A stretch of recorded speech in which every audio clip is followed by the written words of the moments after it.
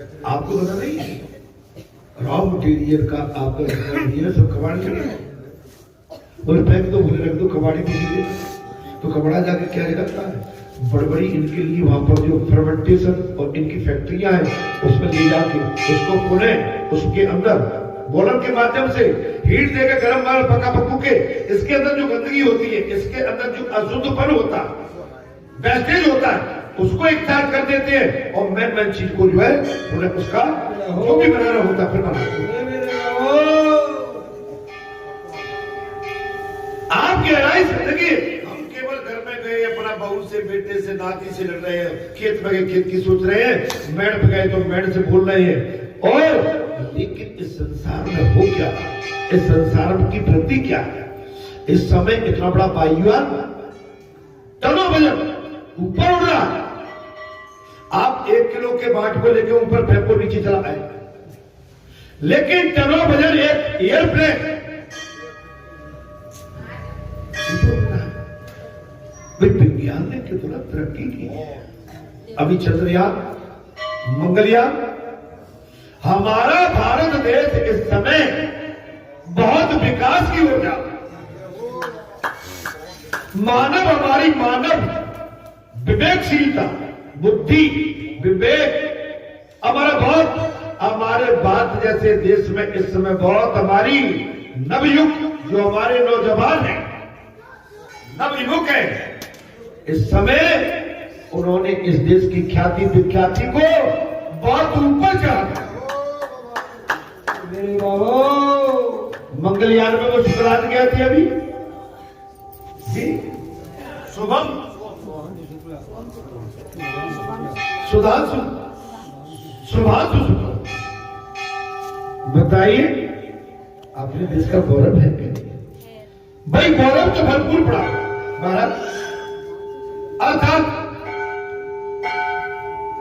बेड़ू श्रवण का आनंद वो आनंद है बेड़ू श्रवण का आनंद वो आनंद है जिसके सामने विषय आनंद और ब्रह्म आनंद भी तुच्छ है बांसुरी भगवान जब बांसुरी बजाते थे तो इसके अंदर वाले एक लोग की तो बात बोल करें तीनों लोग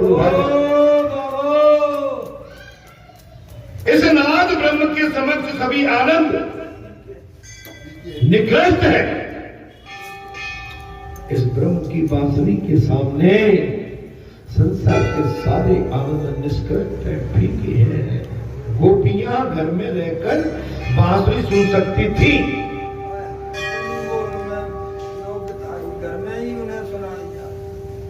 भगवान जब बांसुरी बजाते थे वृंदावन की गोपिकाएं उस बांसुरी का सुर घर में सुन सकती थी और भगवान की लीला भी देख सकती थी गोपियों को दूरदर्शन दूर श्रवण की सिद्धियां प्राप्त थी और बेड़ू गीत के इस लोक में भिन्न भिन्न गोपियों के हैं श्रीधर स्वामी कहते हैं कि इस लोक की भिन्न भिन्न गोपियां होने के कारण सभी इस लोक एक दूसरे से कोई संबंध नहीं रहे गोपियां कहती हैं हमारे नैन तथा नैन युक्त जीवन की यही सफलता है कि जब श्याम सुंदर श्री कृष्ण और गौर सुंदर बलराम गोप बालकों के साथ वन में गाय चराने के लिए आते जाते थे अपने होठ दूध पर मुरली धारण किए हुए अर्थात और हमारी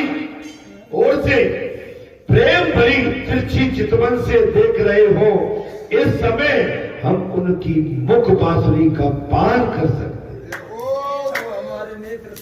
हमारे नेत्र सफल गोपियां ऐसा भाव रखती थी कृष्ण और बलराम गोप बालकों के साथ गौ चराने के लिए जाते थे सारे वृंदावन की गोपिकाएं अपने अपने घर में अपने द्वार पे झरोकों पे खड़ी हो जाती थी एक नजर भगवान और बलदाऊ के दर्शन हो जाते और उनके होठों पर वो मुरली हो बांसुरी बने पार कर सकते बलराम श्री कृष्ण उत्तम नटों की भांति अत्यंत शोभावान है बलराम क्या कह रहे महाराज श्रीकृष्ण उत्तम नटों की भांति अत्यंत शोभामान है।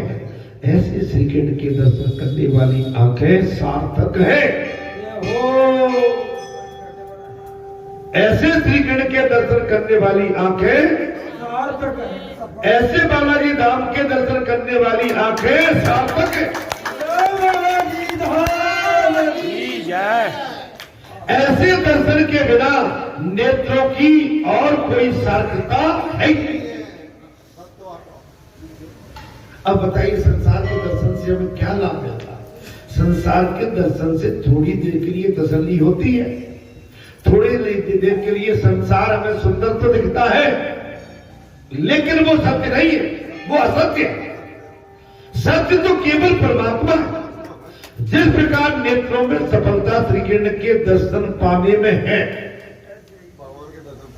कथा को ध्यान से सुनिए, जिस प्रकार नेत्रों की सफलता श्री कृष्ण के दर्शन पाने में, वैसे ही देह की सफलता सभी इंद्रियों के श्री कृष्ण में सेवा में जुड़ाने से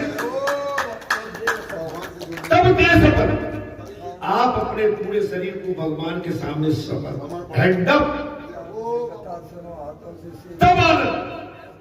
माने देखिए, हमारा मन कहीं है, शरीर कहीं है और देह कहीं है, तो आनंद नहीं। तब मन धन सब अर्पित, तेरा तुझको अर्पित, क्या लागे? महाराज, अरे सखी कन्हैया बंसी बजा रहा है, बालाजी की घंटी बज गई, आरती हो गई।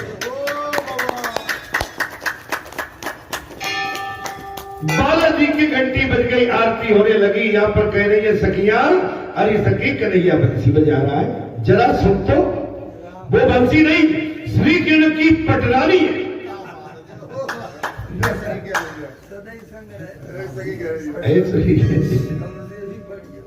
अरे सखी, वो बंसी नहीं, वो पटरानी है कन्हैया की। मैंने सुना है कि जब वो भोजन करने बैठता है, तब बांसुरी को कमर के फेंटे में रखकर ही और सब तब सोता है।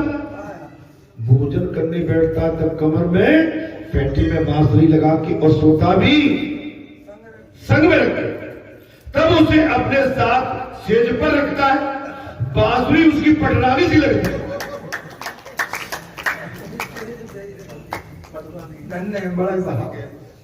बहुत ही सुंदर भाव है।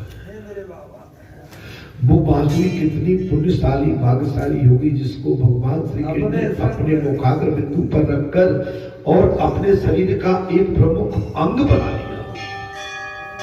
प्रभु के अधर बांसुरी का तकिया है।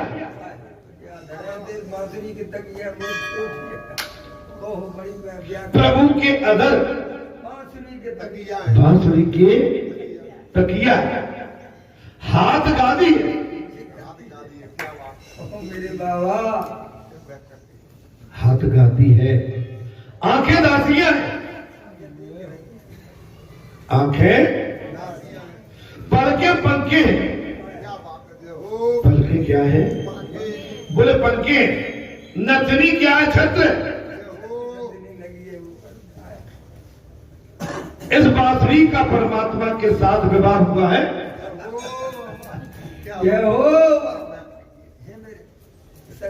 सखी आपस में चर्चा कर रही है, इस बांसुरी का परमात्मा के साथ क्या विवाह हुआ है, अतः उसे नित्य संयोग प्राप्त हुआ है।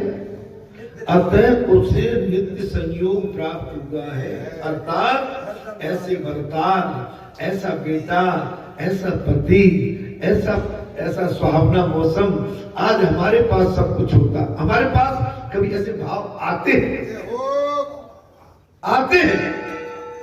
आज वो सखिए, वो गोपिकाएं भगवान की लीला का बड़ी मधुरता से व्याख्या करके आनंद प्राप्त हो रही है। क्या कह रही है?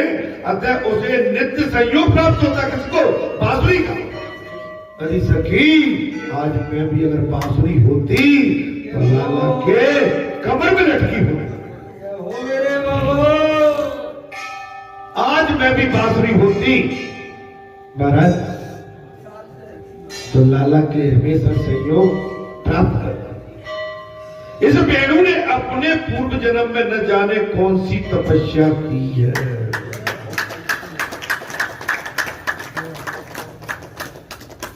इस वेणु मने बांसुरी ने पूर्व जन्म में कौन सी तपस्या की है कि उसे श्री कृष्ण के आधार नृत्य का नित्य पान करने का सौभाग्य प्राप्त।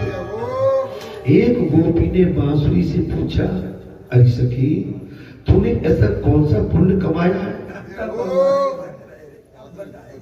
एक सखी ने बांसुरी से पूछा, अरे सखी, तूने ऐसा कौन सा पुण्य कमाया था कि प्रभु ने तुझे अपनाया है?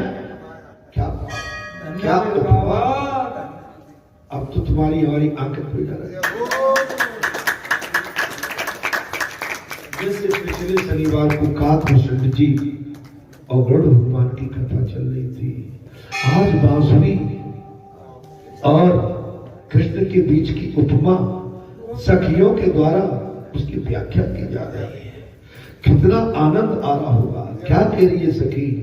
अरे सखी, तूने ऐसा कौन सा पुण्य कर कमाया था कि प्रभु ने तुझे अपनाया? बांसुरी क्या कहती है? मैंने बड़ी तपस्या की थी।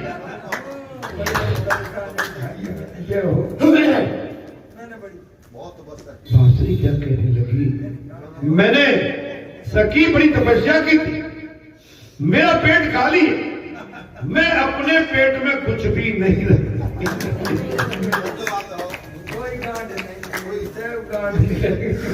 मेरे पेट में कोई गांठ नहीं, मैं कभी अपने पेट को भरा नहीं रखती।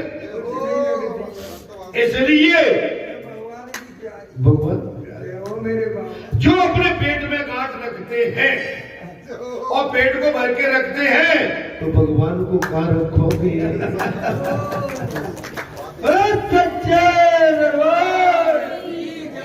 अभी हमारे 12-1 बजने 2 भाई,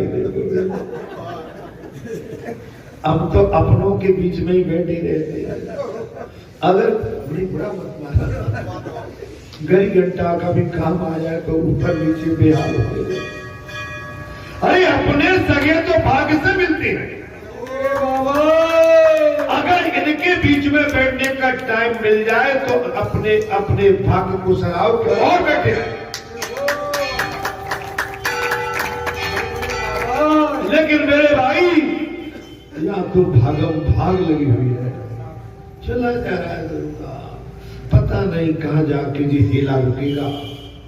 चारों दिशाएं भरी हुई है, संसार में कहीं जगह नहीं है। जहां देखो तो मानव ही मानव और वाहन ही वाहन, और बस अंधाधुंध आदमी चला रहा। इसकी गति कहां की? अच्छा, सब अपना मान के बैठ गए हैं महाराज। लीला तो भगवान की बड़ी विचित्र है महाराज। बोले मैंने बड़ी तपस्या की, मेरा पेट खाली है, मैं अपने पेट में कुछ नहीं रखता, इसलिए भगवान मुझे अपने पास सदा रखे। अब तो बात आ गई मेरे बाबा, आप हम अपने पेट में नहीं रखोगे तो भगवान तुम्हारे पेट में बैठे रहेंगे, और पेट में कुछ रखोगे तो भगवान नहीं बैठेंगे।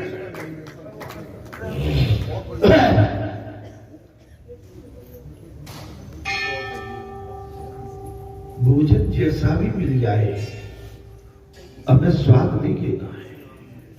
पेट की तृप्ति के लिए जब पेट में पहुंच जाता है, स्वाद केवल जीभ तक रहता है, और जीभ से जब दांतों से उसको महाराज, और दांतों के द्वारा उसको कहते हैं, क्या बोलते हैं महाराज? चबा।